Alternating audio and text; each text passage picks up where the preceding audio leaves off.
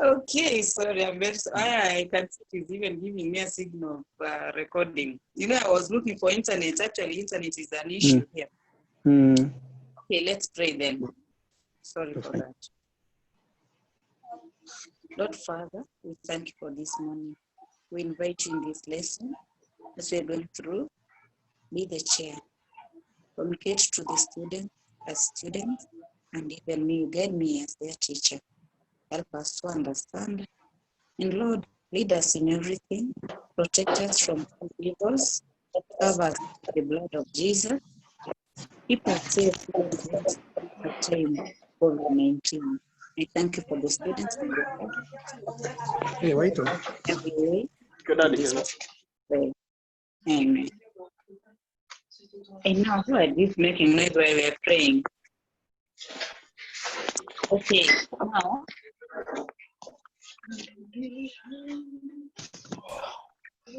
Juvenalis.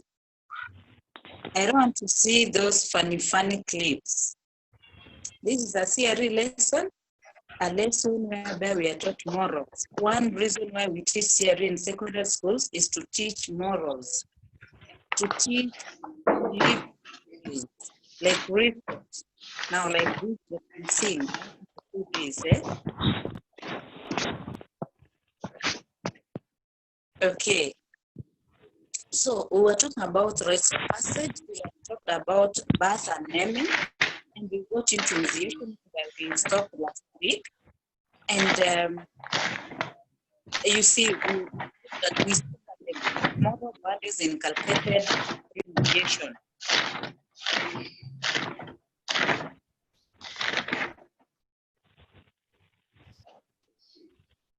Yes, I don't want to hear that noise. So let us look at the values inculcated through initiation rites, the values that were inculcated during initiation rites in the traditional African community. And as usual, when you want to answer, you raise up your hand.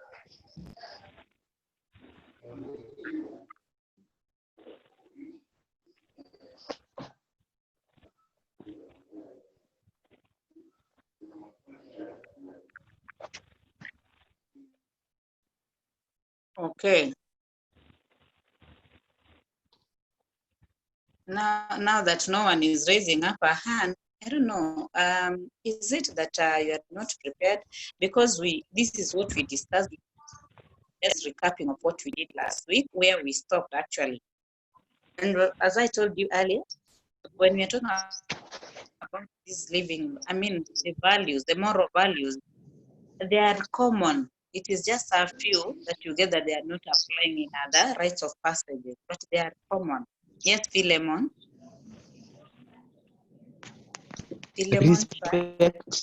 Respect. Yes. Honesty. That's good. Honesty, good. Mutual concern and sharing. Very good. Those are good points, Philemon. Good.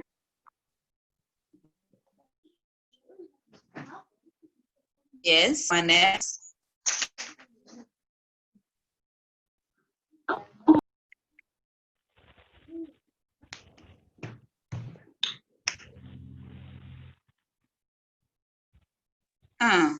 Okay. Philemon, you can continue. Others are not ready to answer. Yes, Philemon.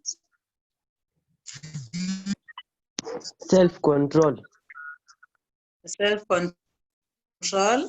Yes, that's very good. We also talked about endurance. Endurance, the pain someone goes through during initiation, it is to train them to endure difficult situations. Endurance. We also talked about unity. Unity and solidarity. We also talked about chastity. As they were being taught that they are moving from childhood to adulthood, it was not to give them a certificate to go and misbehave. Boys misbehave with girls or girls misbehave with boys. They were told to remain clean in chastity. So those are the values. They are about 7. Now that is the second rite of passage. And we can see that in the African community, it was to prepare somebody into other task. Like now, boys could get into the task of security. So let us get to marriage, which is the third rite of passage.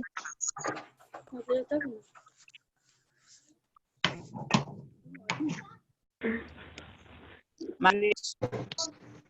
I want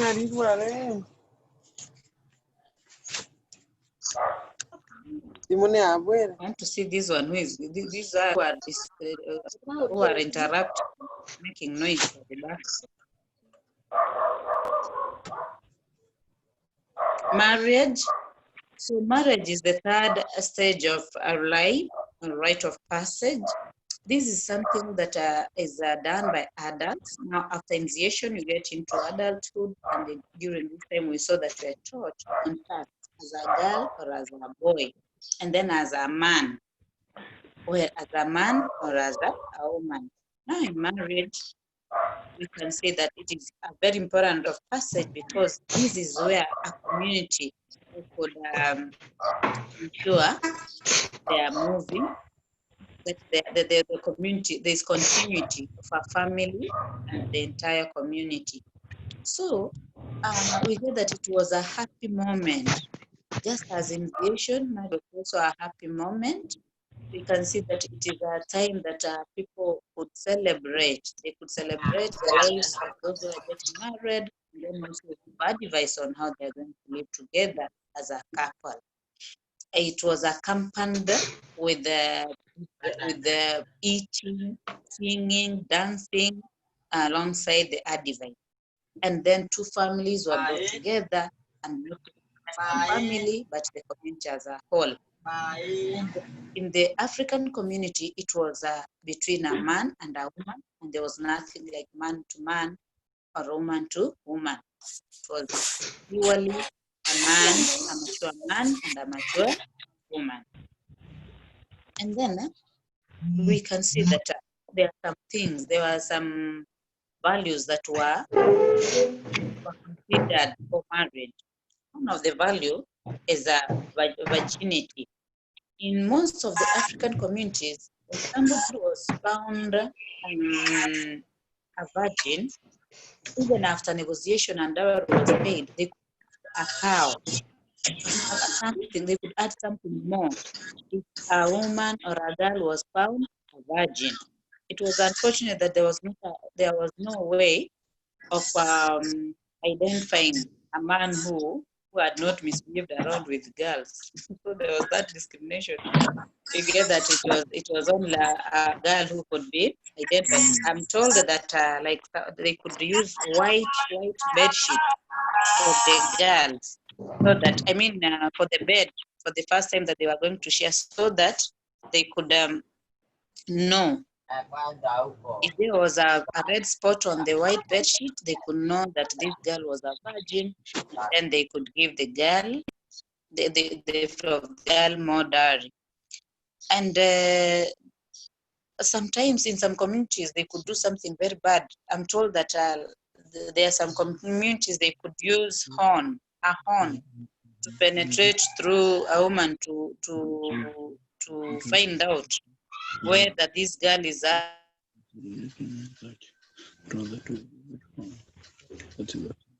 virgin or not, which was very bad, and so I've been taught about chastity during and so in the African community, the polygamy family was also allowed. So a man was allowed to marry more than one wife, and even in the third, the fourth wife, they could still celebrate. So polygamy was allowed, not like the Christian family whereby it is a monogamous family. Polygamy, which is many wives were allowed to be married by one man. And they say that it used to help so that a man could not move out of the marriage. So especially when one wife was expectant, as you saw when one had the right of passage, this one of giving birth, there was that speculation part of it. So when a woman is expectant and is about to give birth, a man could go to another wife. So that is how they consider this polygamy. They do it as good. But divorce and separation was not allowed. Once they were joined, they were not supposed to divorce. So it was only if somebody misbehaved, especially if one was found to be a sorcerer, a witch, okay, infidelity. These were the degrees that one could separate from the husband or the wife, but it was not allowed, because one, they say that it could bring disgrace to the unborn. They also said that it could bring misfortunes in the family. For example, if a woman lives with the children, then the children are going to be taken care of by other people other than their family members. They said that it could bring misfortune to the family. So separation and divorce was very much discouraged in the African community. Oh, I love you, na na na. I'm gonna need you.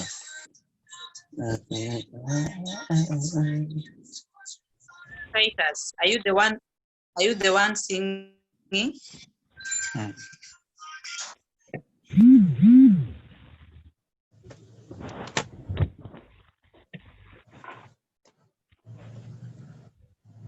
Okay. So some cases that could lead to separation was laziness, and another one was barrenness. So if one was found to be a thief, these were the grounds or differences that led to separation. Otherwise, once people were joined, they were not supposed to be separated at any point. So, and the difference between separation and divorce is that separation is a temporal staying away. The couple could separate for some time as they sort out matters. But divorce, it was a permanent separation. That is why we are talking about separation and divorce. Now, in the African community, we saw that there was courtship. So whereby a man could take time to know the lady before they get married. And then now let us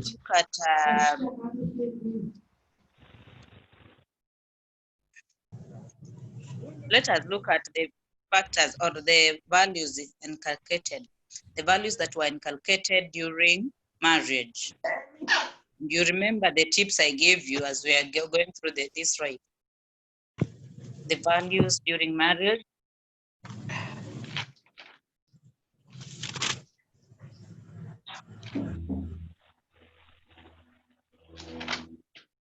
Who can answer? Values inculcated during marriage.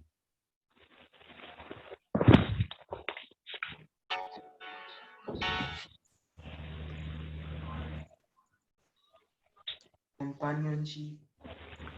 Yes, Victor? Victor? Respect. Eh? Respect. Respect, yes. Unity. Eh? Sharing. Sorry? Sharing. Sharing, yes.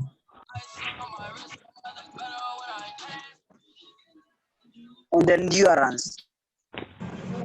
Endurance, yes, Responsibility. because sometimes some men or women are difficult to just endure living with them. Responsibility. Here now, responsibility comes in. Thank you, Victor. Responsibility also comes in. To be responsible as a wife or responsible as a husband. Yes. And another thing, preparation will continue. Hard working will continue. A man was supposed to be faithful to the woman, and the woman was supposed to be faithful to the husband. Yes. And another thing is hospitality, respect. You are to respect your in-laws. Yeah, you are supposed to respect your in-laws, and the hospitality also. You welcome people from the other families, not only your family. So these were the values that were inculcated during marriage. They were advised that now you are joined with another family, and you have to know how to live with this other family. Now, if a man should not refuse a woman to visit them, and the woman should also not refuse the relatives of her husband to visit them. And they were also to take care of their old parents, or the lame, or disabled, the needy, in various ways. The sick, the aged, the lame, and such like people. So majorly, what we look at marriage is that the values and the importance. What is the importance of marriage? When you look at the importance of marriage, not very different from the importance of pregnancy, because it was assumed that pregnancy was as a result of marriage. Now, as we saw the importance of marriage, let us see the importance of pregnancy. Let us see the importance of marriage, and you can draw some points from the importance of pregnancy. Yes, let us see. Frederick, I can see you're there. Importance of marriage.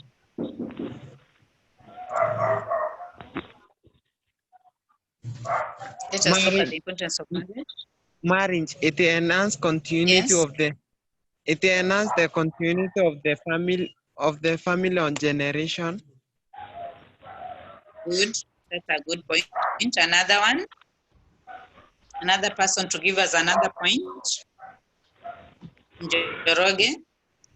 Due to the result of marriage, there was unity which was bounded between the family of the woman who was being married and the man. Hence, there was unity in the community. Good. Now that is strange. Njoroge, yes. Njoroge, give us another point. Promoted mutual love and companionship between a man and a woman. Good. Another one. Somebody else. You give us more points.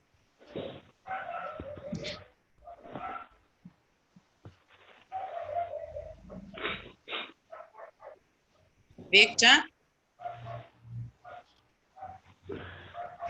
Yes, Victor. Victor.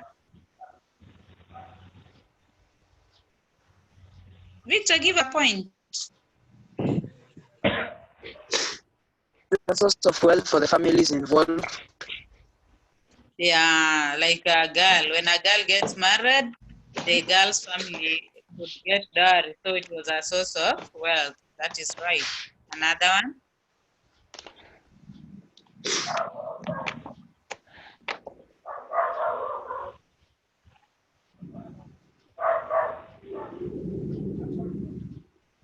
Others don't want to try. Those who have answered, you can give us more points if you've remembered another one. Because there are those who don't want to participate, they are just misbehaving at the background.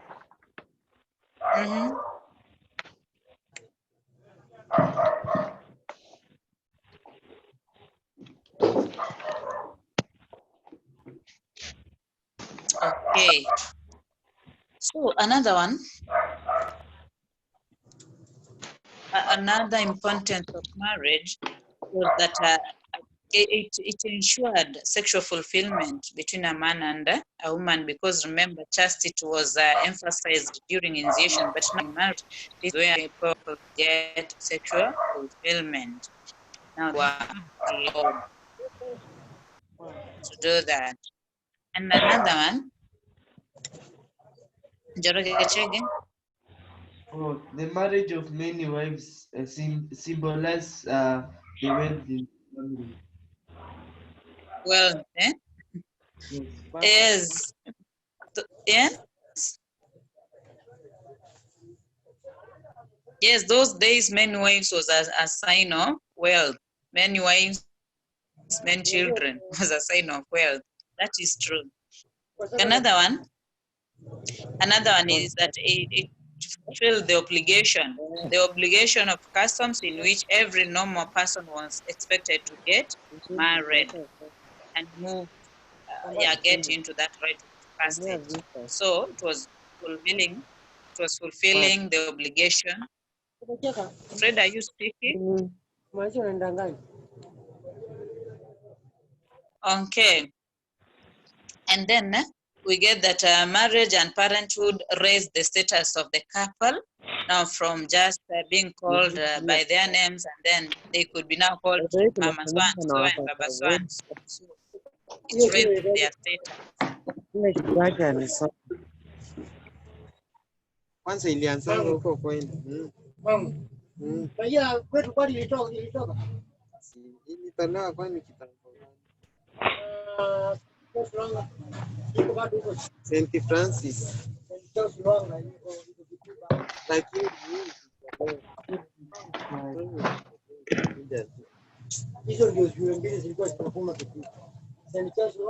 Those people were great. Can you mute?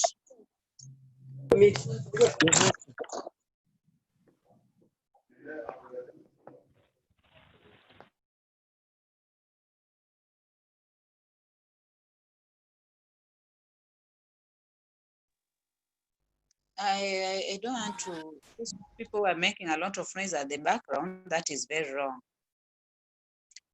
Now, when we get to the importance, we've seen several of them, and another one is that it was a sacred and ensured growth of the community. That is, marriage was sacred and ensured growth of the community.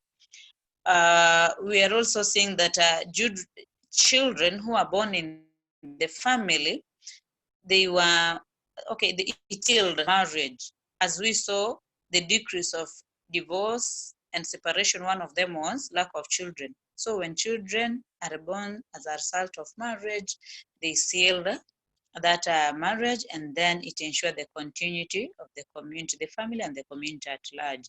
And another one is that the children from the marriage were named after their ancestors. So marriage brought about children who made a bond between the living and the living dead. So children were named after their ancestors, and this made the bond between the living and the living dead. So we have around 10 importance of marriage.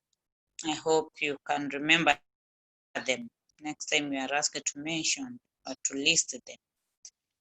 And after marriage, we've seen in marriage the importance of marriage, we've seen the value inculcated during marriage, and we've seen the setup of marriage during this time. Because one is that there is polygamous was allowed in some situations. Divorce and separation was also allowed, the situations that I mentioned. We've also seen values inculcated. So that is the main thing. And we've seen that there was courtship during that time. Now, the next rite of passage is where we see that we have 4: birth and naming, initiation, marriage. Now we are remaining with the last one. Which one is this? You raise up your hand. death. Death, yes. Yes, death, that is true. Now, let us say death, we saw initiation and marriage was a happy moment. But now death is the saddest moment. Even birth was a happy moment, only that the child could not understand what is happening around them, the child who is born. But the community, the family used to be happy. Now, Victor Shukran, yes? Want to tell us something? Yes, Victor?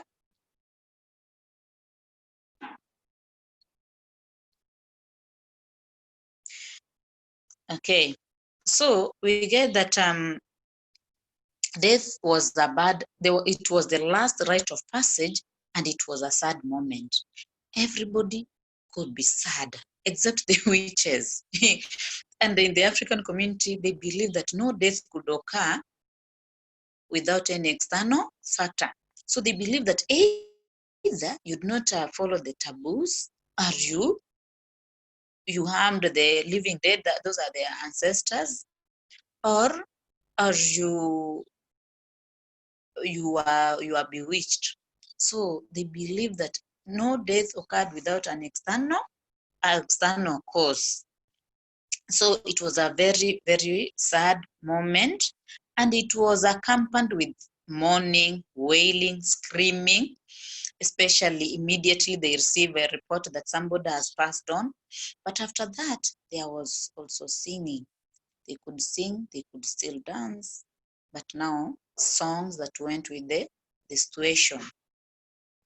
And then there was also sharing. Actually, like if it was an old person, they could slaughter, like an old man, they could slaughter a very big bull, so they could still share. They were sharing. They could cooperate on preparing maybe the grave. They could come together. So there's a question we asked you in your exam. What are the community used to do? They could come and console with the bereaved family. Yes. So that is death, whereby a family lost one of their members. Now, we can see that they believed that one of the causes of death is bewitching, lack of following the taboos of that particular community, or poisoning, or evil spirits, or curses. If you do something very bad, you could be cursed. Now, let us look at the common rituals associated with funeral and burial in the traditional African community. Which were the common rituals connected to these burials? You answered that question well in the last exam you did. So let me see somebody trying.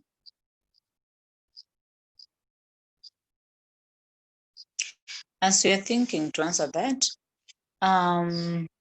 yes. Wesley, yes. The corpse was washed using water and herbal medicine in order to preserve and send it clean to the spirit world. That is correct. Yes. Another one. Another one. Wisdom, I hope you'll not misbehave today. Yes, Wisdom? I won't misbehave. In some communities, the dead were buried with their belongings so that because it was believed they would need those in the spirit world. Yes, another one.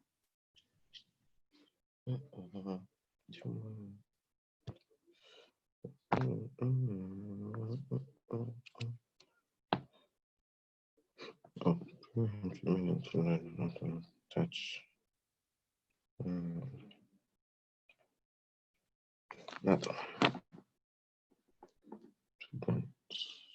Okay, to save time, we can see that yes, there was washing, and there were some activities like planting, weeding, and harvesting were stopped during that time. Somebody could not go to the shamba when there was a funeral in that community. Actually, the people of that area could stop going to the shamba, doing such heavy things like planting, weeding, or harvesting. They were expected to come to the family that has been bereaved to console with them. So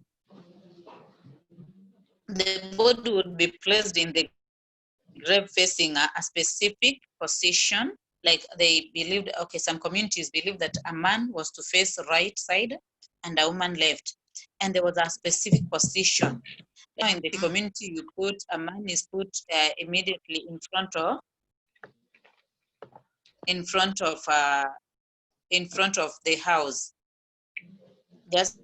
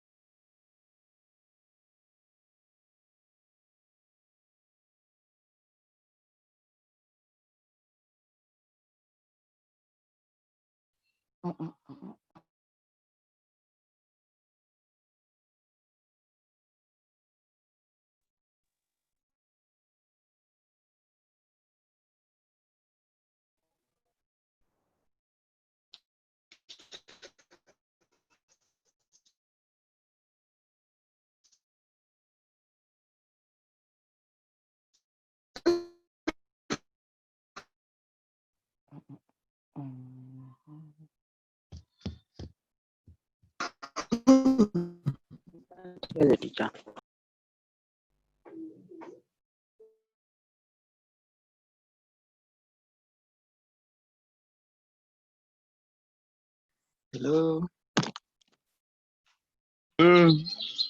Madam ni kama amepoteza network kidogo. She is likely to come back soon. So keep. And by the way, let me ask Leon. Yes, How are you? fine, thank you. Hii turnout naona ni kama iko chini sana. What could be the problem? Mbona watu wakuji class nowadays? Wanasema ni Just shida kapi. sijui. Hakuna hata you've not had any complaint from them? No. Because they are tired. Okay. Sasa shukrani.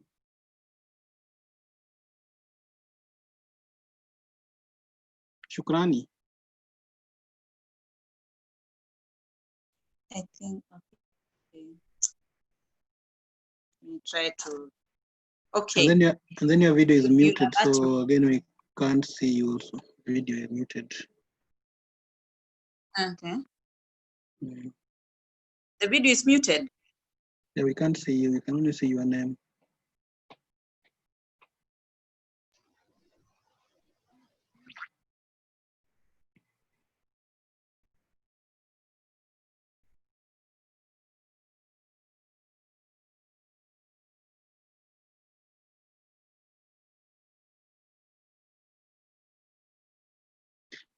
Oh, yes, it is coming. Huh? Oh, good. Okay, let us go.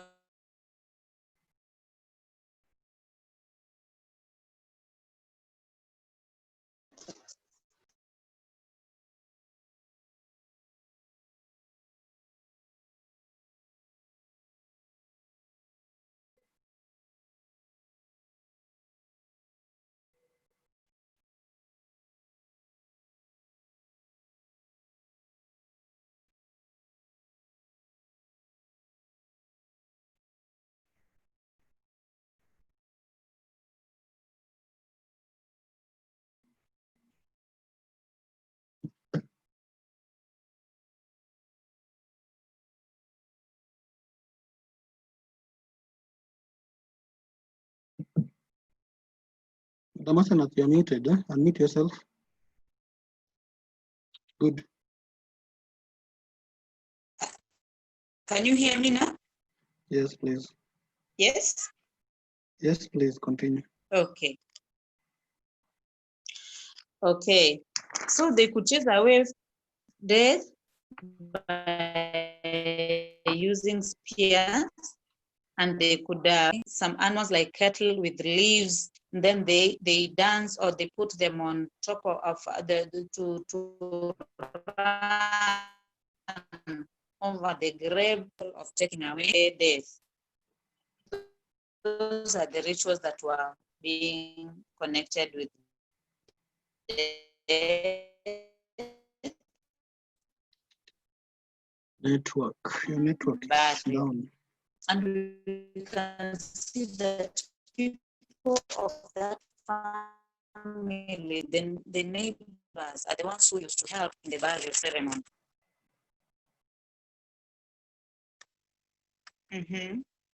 So let us get to the specialists in the community, unless there's a question. And before we get to the specialists in the African community, I want to hear a question from the rites of passage. If there's a place that you need clarification, ask from the first rite of passage, that is birth and naming, then to the from birth and naming to death. If there's a question you ask,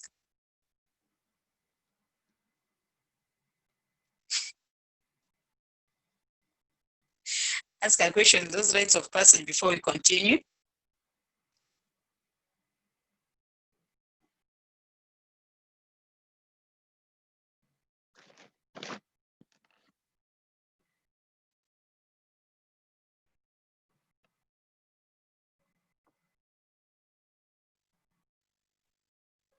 Now that there is no question, let us get to this next subtopic, that is talking about the religious specialists in the African communities and their revelations today, or their responsibilities. What were the responsibilities of the religious specialists, and who are these? Let us remind ourselves.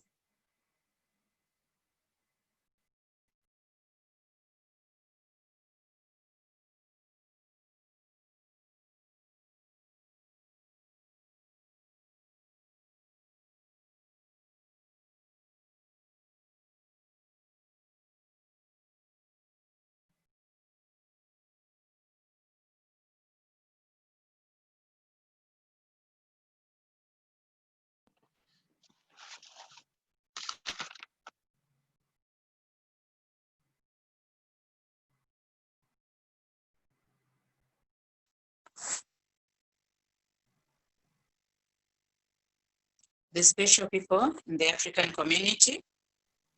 Okay, one of the special people was, the group of prophets or seers. They were called seers, prophets or seers. We have herbalists, we have healers, we have, we even had midwives, who are also very important during that time. We had mediums, we had diviners, and we also had elders and priests. These were the special people during this time. Priests, elders, mediums, midwives. We also had diviners. We had prophets, who are also called seers. We had healers, who could also be called medicine men. So these were the special people. Now let us look at their responsibilities. The responsibilities of the prophets. Let us start with prophets. Responsibilities of prophets, who are also called seers.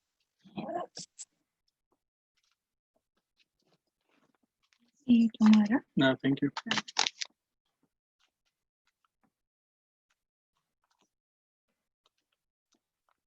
Yes. So a prophet, just as we saw in Form 2 work again, a prophet is somebody who foretells what is going to happen before it happens. And in the traditional African community, they believe that they could get this information from the living dead. They believed some could get information from the living dead, some from God, some through visions and dreams. or just a personal intuitions. They could feel, imagine that something bad is going to happen. So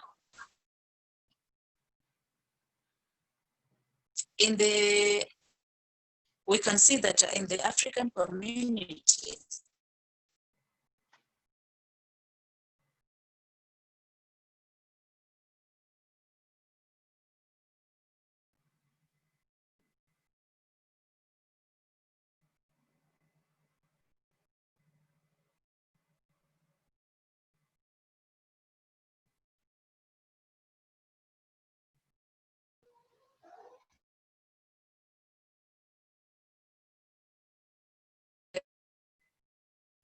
harmed by the living, then you could be prophets and prophetesses. So prophetess were women and prophets were men.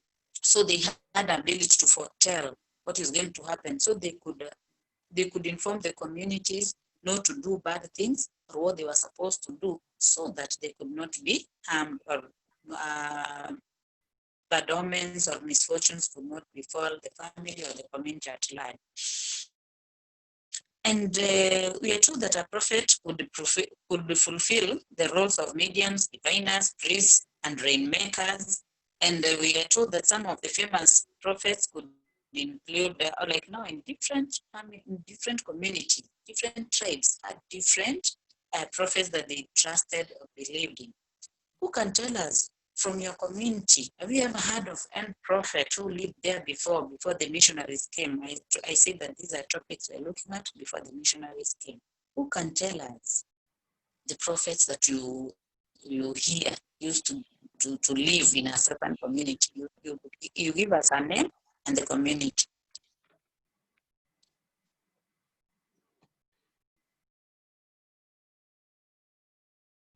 Warren, can you try?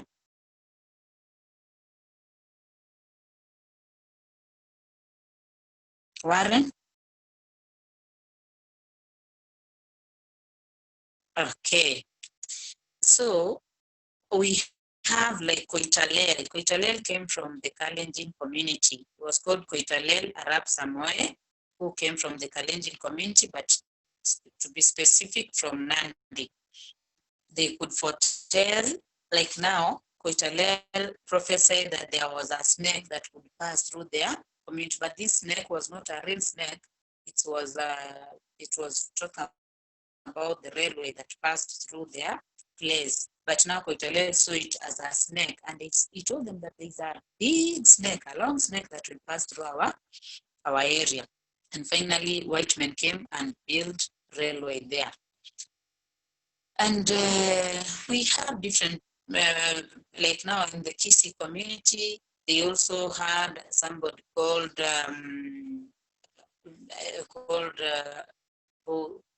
Bogeka, something like that. They could also foretell things. And just ask now that you are at home, ask your parents to tell you the prophets they had. Like I want to hear from the Akamba. The Akamba had a very good prophet. Let us hear from the Maasai. Let us hear from the Kikuyu and the Luo. Those are the people I know. They had very good prophets. Now, even the Kisis, you give us another one. We had a prophetess and a prophet. Next time, I'll ask you to tell me these prophetesses. I've told you about Koitalel.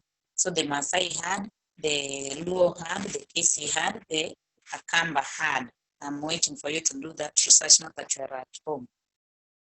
So let us look at their roles. We've seen that prophets could perform roles of these other specialists, like the mediums, diviners, and all the rest.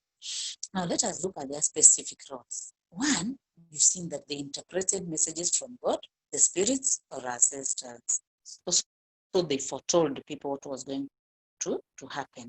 And another one is that they prayed and they could seek God's intervention on behalf of the people. When things went wrong, they are the ones who could pray and ask God to intervene on what was happening. Another one is that they acted as mediators between God and the members of the community. You remember the hierarchy of beings. So the prophets or seers were there between people and God. So they were intermediate. God could tell them what to tell people, and people could tell them what to tell God. So they were intermediaries, intermediators. And they also advised people of the community on religious matters, and they told them what God expected from them. So the community members were to follow. These prophets also led the community in worship. Another thing is that they were present in every rite of passage. They were invited in every rite of passage. Another one is that they warn people of impending search, telling them what to do. So let us look at the relevance of prophets and seers today. Do we still have prophets? Are they still important to us? Now that we see that they foretell, let me see from you. Have you ever found or heard of a prophet who is helping in these days that we are living?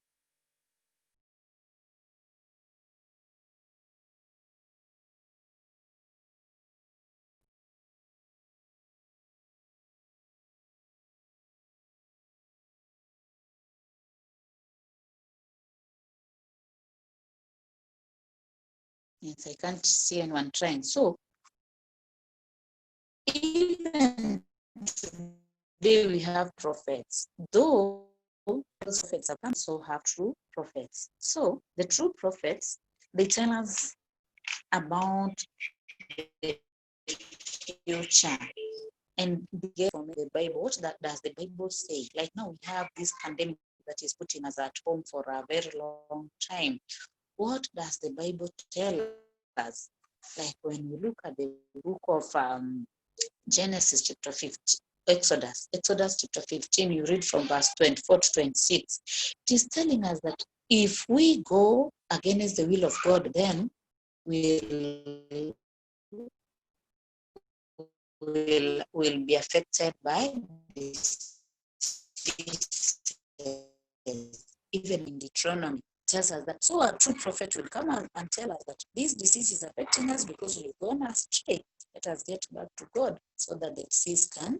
And actually, prophets these days, they act as preachers. So we hear that the impact of seers in the modern society has been influenced by Christianity, that we get information from the Bible. So another thing is that we get that there are those who believe in the old and the traditional prophets still. Like we get that there are those that exist in who foretell through okay, they say that they get information from the living dead. There are those who still believe that they can get information from the living dead, from their ancestors, which I don't know. Don't see how true that can be. It is just by intuition. To me, I call it intuition. But there are those true prophets that get information from the Bible. Special person is a healer. So in the traditional African communities, they had healers. And these healers were told that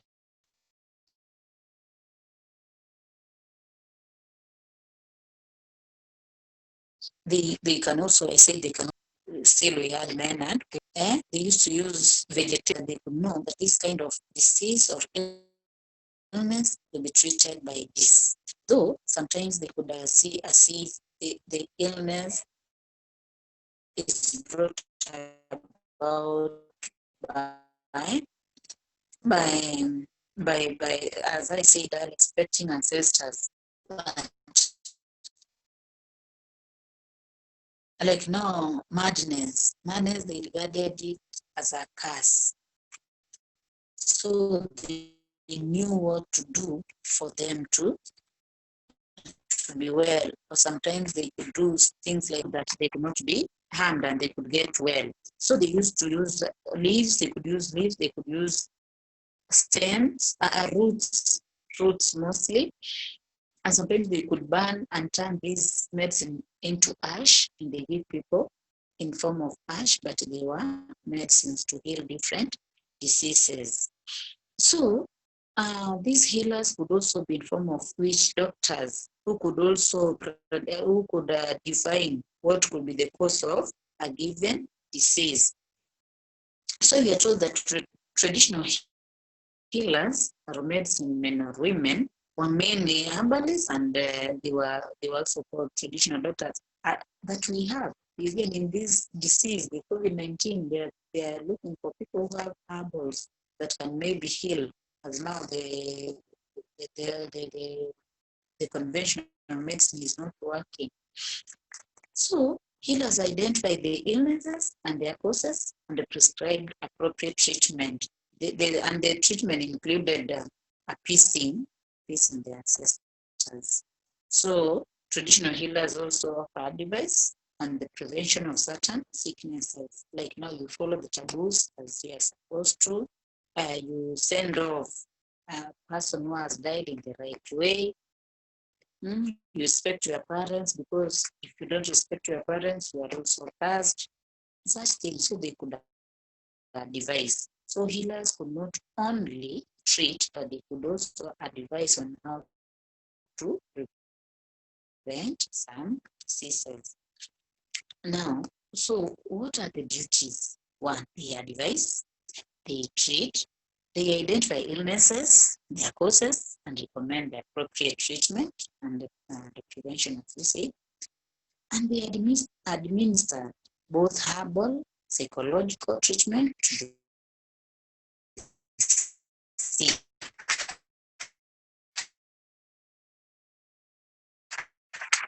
So they were very important people. They could give them children. They could give some things they tie around the wrists or the waist, and they believe that it could protect people from bad eyes.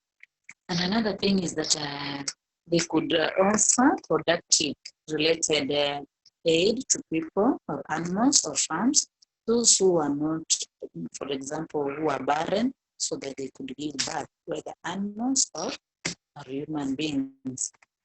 They also trained young people to become herbalists also, so that when they die, somebody could take over. So they were also trainers. These healers could also be trainers. And we are also told that they sometimes presided over traditional ceremonies, like in the religious. Actually, all these specialists, we are told that they were invited during different rites of passages and different ceremonies. They graced the ceremonies, and they could act, or they could that some diseases or illnesses could be prevented. And we are also told that they could avert some curses. If they realize that there is a curse, somebody is suffering because of a certain curse, they told that they could change that one. They could change, they could avoid it. There is a way they could stop that from being a curse that is affecting somebody. Now, those are the duties of healers. Tell me the duties that are given you. Tell me the duties of the healer.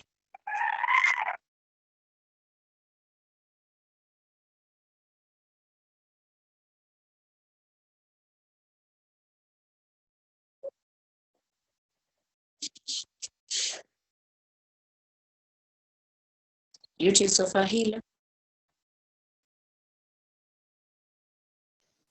They averted curses. That is good. Another one. They Some presided. Very They good. presided. Yes. Mhm. Continue, Victor. They could preside over some religious ceremonies. Mhm. Yes. Continue.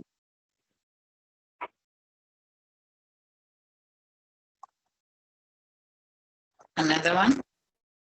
Yes, I've been. They Not only gave you. Others also can try, but it's okay if you remember. Yeah, continue. They prepare charms. Another one. Another Wesley. Yes, try. Wesley. They prepare charms for protection against witchcraft and evil spirits. Is that one of them? Very good. And bad eyes. Yes. And Yes, another one. another one. Someone else. Oh. Okay, Wesley, you want to give us another point? Okay, they identify illness and their causes. Is that correct? Yeah. Oh, yes. Yeah, it is true. They could identify the causes of diseases, and then they prescribe the correct treatment. Okay. That is Okay. true. Yes. Another person to give us another point. Only three remaining because the two, Wesley and Victor has given us. Wesley, can you add us another one? Oh, we.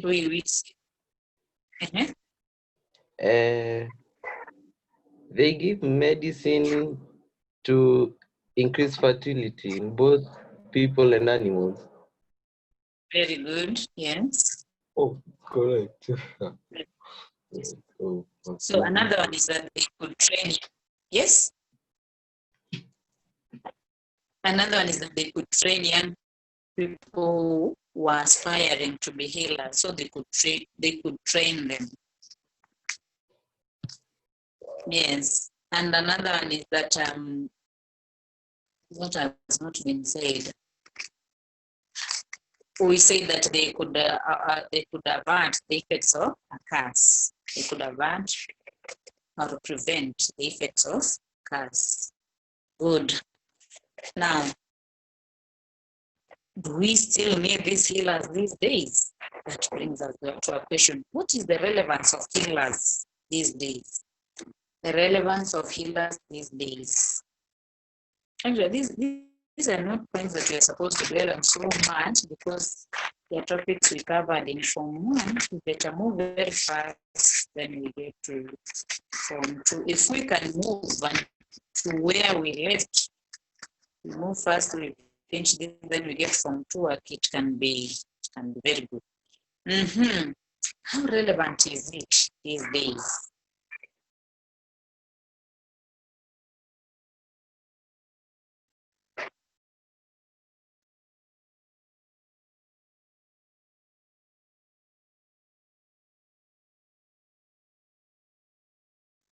Okay, you remember when I started, I said that even in this, the current problem we have, they're actually consulting the herbalists to see whether they know any medicine, any herbal that can help in treating this COVID-19.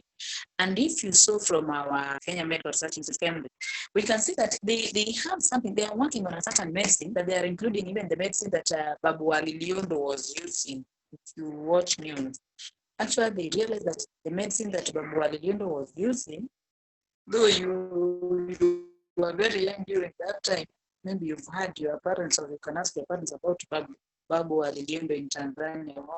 What was he doing? So they even found that herb can be used to help in the treatment of COVID-19. So, in fact, herbalists are different from witch doctors and sorcerers. These ones go like are looking for what is the cause now these days.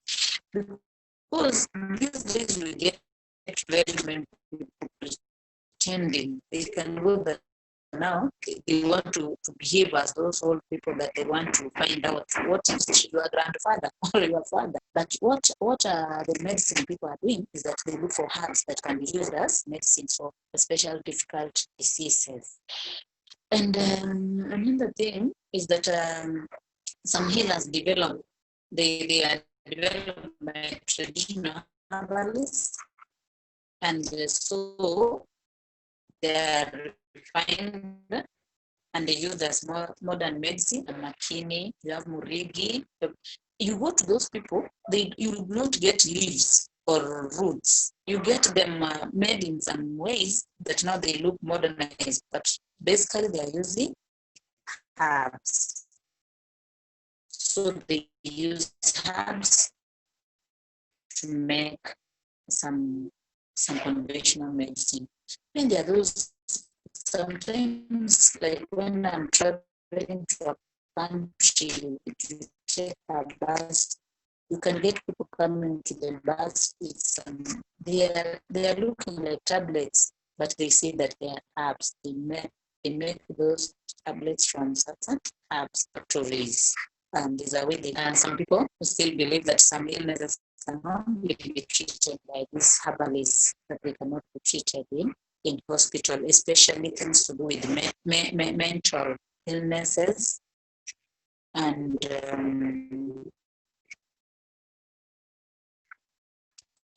even things to do with barrenness, such things. They believe that they cannot be treated in hospital, those ones that they need to be treated. Even these days, there are witches, and so there are some ways that are these.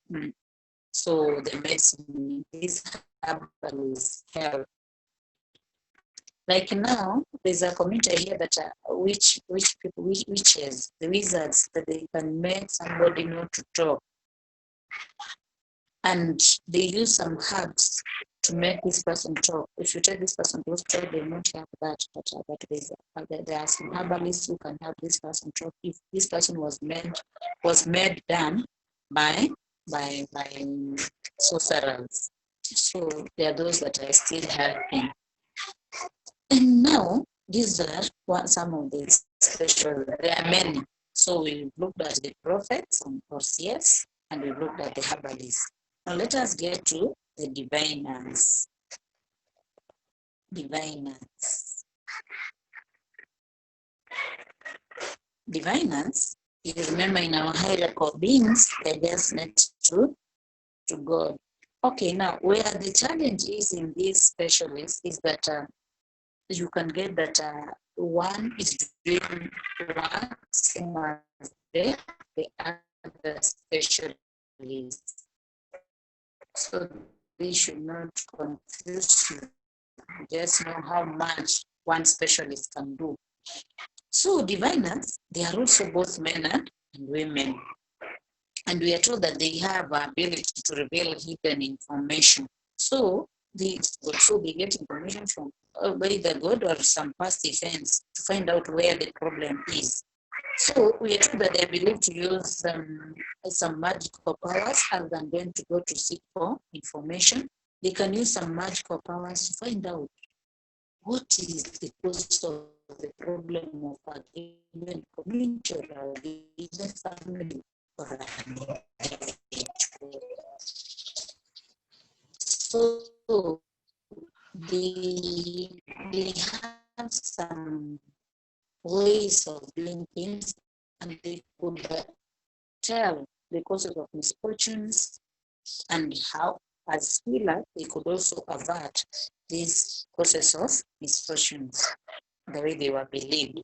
So, for example, people with mental illnesses, they could also get why this person suffering from this kind of illness, why is he behaving abnormal? That they could do something, they would do some magic ways to find out the cause of this mental illness. And we are also told that they had just some natural powers to know what is happening in somebody. They were mediators again between men and people. They could inform people what God wants them to know or to hear. Now, we are told that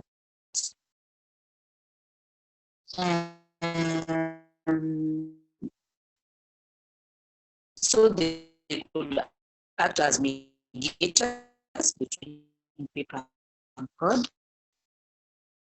And they could also preside over religious.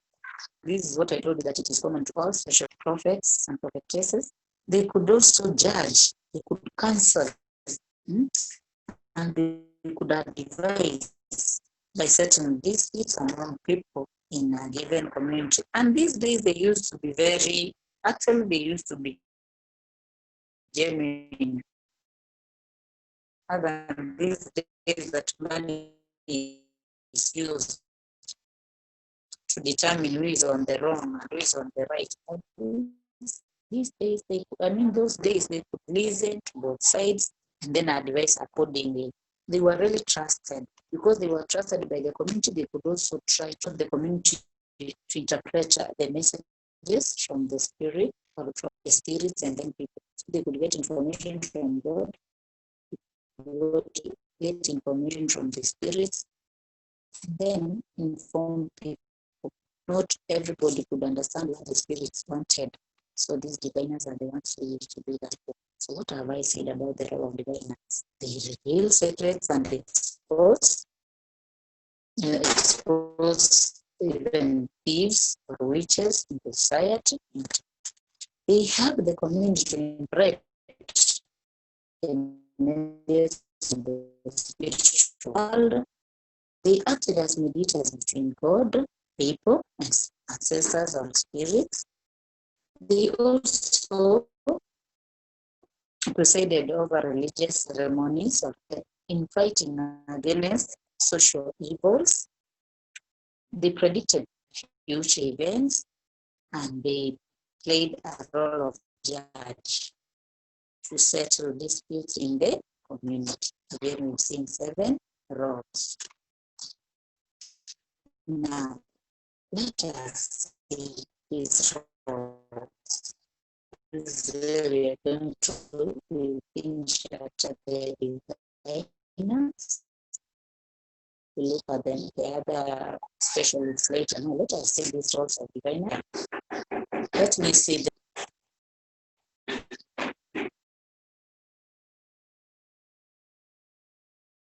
This calling himself is part 3. Part 3, can you tell us?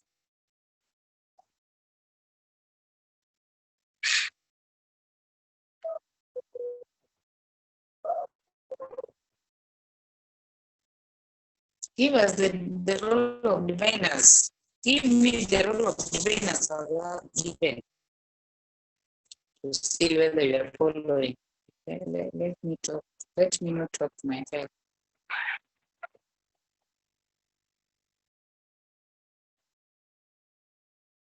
Role of diviners. Okay. Let me tell you about the relevance of diviners today. Diviner. We are told that despite by some people, though not everyone, like I don't know where they are found. So some Christians go to diviners to consult them and find out where the problem is. Like the politicians, they really like going to them to find out whether they'll win elections or not, and seek for advice on what they can do so that they can win elections. If they are in power, they want to continue, they go to them to know how they can remain in power. However, we can see that advancement in technology has reduced the trust in them. So these days, people use hospitals, actually go to hospital to find out where the problem is, which is for sure more appropriate these days. And we can see that so technology has affected them. As I'm just saying, I'll repeat that. Problem with these days is that people really cheat and not genuine. They'll cheat to get money, but you can get a few in given communities who are genuine, very few. So they can people can go there.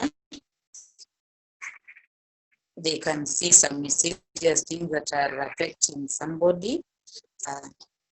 We have very few, maybe in this Kenya we can have only 5 that are not even well known. So it is important to know that many people claiming to be diviners may be exploiting people by manipulating the human psychology. And some neighbor on the left side, this is the person who is bewitching you, and you cannot lack a neighbor on your left side. So they can just manipulate people and ask for a lot of money. But the problem is that when we are so desperate, we still go to these people. But now in CRE, if I come back to the Bible, because I've said that maybe we only have 5 in the country, so how will you know where this one is found as big as the country is? So just go to Jesus. They might not help so much these days. So we cannot embark on diviners these days, because as I said earlier, they could get powers from evil spirits. Because of that, I cannot advise that you look for a diviner. Many are liars, many are con men. Now next time we are going to look at other specialists, because they really confuse. But as I said in our last week meeting, is that you can suggest the topic you want to be repeated. Maybe we are repeating what you know, what you don't have a problem in. So you can tell where you want us to go through. But then how can I say that you understand this and that I'm not seeing proper participation? So I'm ending up this lesson, but I invite a question before our time is up. So if there's a question in this specialist, you can ask. I asked about rates of passage, no one asked, meaning that it is well understood. Now let us get to the specialist. Anyone with a question? Victor Shustan.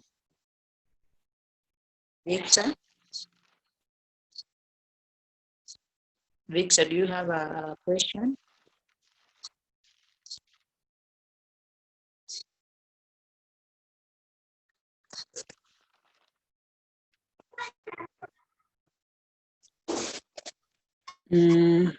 Madam Asanat. Yes. Oh,